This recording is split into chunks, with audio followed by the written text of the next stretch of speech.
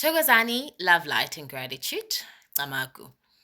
So, if we believe that whatever is happening in the physical world, in the physical realm, is an indication of what is happening in the spiritual realm, then there are particular experiences that one will go through and experience in life if they happen to embody the spirit of ndau. Um, these experiences can take place from the time that you are a small child, right? We must also take note of the fact that in enlightening about the spirit of ndau and how it has operated in me personally and some of the people that I've observed, it is not to take away from somebody else's experience. However, as a wisdom seeker, this has been my observation and this has been my personal experience and my continued investigation into umoya and how umoya operates. To the core, for me personally, I found that in asking a lot of questions, perhaps the type of question one asks themselves when they realize that they may embody such spirits are questions like, why? Why would I, as say, a Xhosa person, a Zulu person, a Sotho person, possess umdao, right? And how did this connection or interaction come to be? Now let's go back.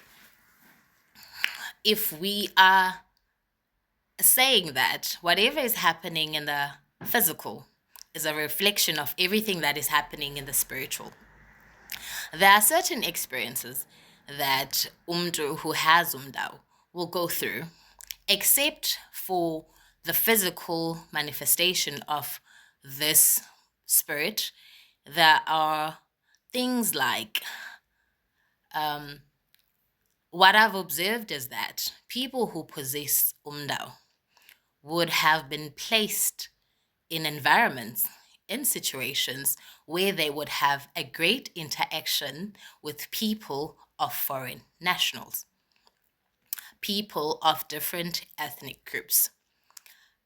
This placement, I believe, is so that they get to understand how other cultures are, their languages, and perhaps create some sort of disposition into the gifted person's personality and behavior in gaining understanding of how various people can coexist in one environment. You could be in a school where there is a great interaction with people from, say, Europe, people from Asia, and people from other African countries. And you will find that they take to you, and you find it easy to also mingle with them. You don't find yourself having any inhibition in interacting with them and learning about them. That's one thing I have observed and I have experienced. And then a second thing, or this could also progress into your dating life. Based on the observation I've made, and obviously the confirmation from abantu abadala, a lot of people who possess this spirit could have dated outside their race, married outside their race or ethnic group. They have a lot of experience when it comes to interacting with people from different cultures. They they can assimilate so much into these people's cultures that you could assume they are part of that particular culture, not their own. And number two, you are likely to have had opportunities to travel out of your own area, your own birth area. These are people that have a history of having traveled out of the country, people that could have traveled across continents, people that could have traveled, well, all over the world. That's something that I've also noticed. Or people that will grow up in a particular town, study there, and then when it is time for them to start their career, they're likely to be drawn to towns that are further away from home.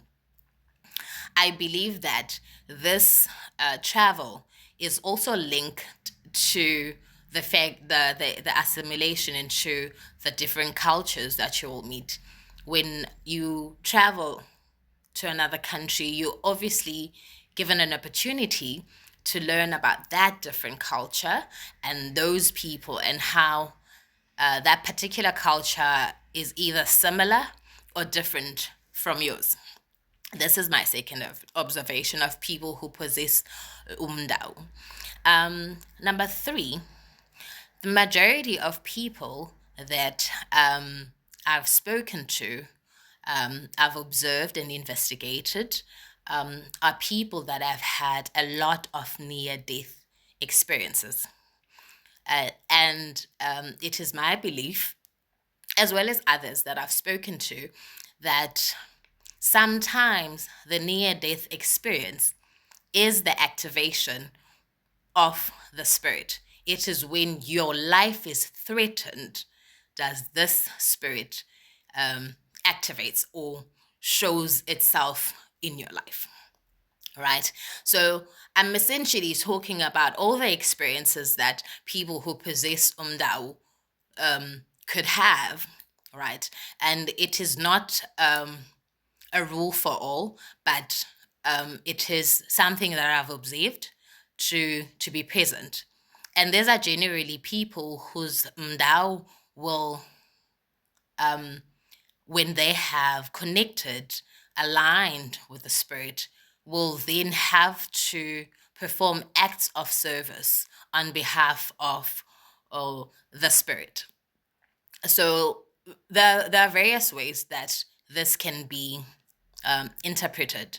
For some of us, it is a matter of speaking about the spirit, speaking from our own experience about the spirit, and finding out and realizing whether or not the particular mkhulu you possess agrees, in fact, is wanting you to do that, wanting you to create awareness, wanting you to put the information out there so that the next person who could potentially be experiencing similar experiences and the previously discussed symptoms that people with umdao have could be going through. So, as much as we are all different and we may embody common spirits, but the way in which the spirit will present itself may not necessarily be the same as the next person. And another important thing to note is that your healer, your teacher, whomever you seek help from, can only meet you as far as they have met themselves. So it's very important that, yes, you have experienced all of this. Yes, you're presenting with the symptoms, the physical ailments. But what is the spirit saying to you? Important to constantly be aligned or in check with what the spirit requires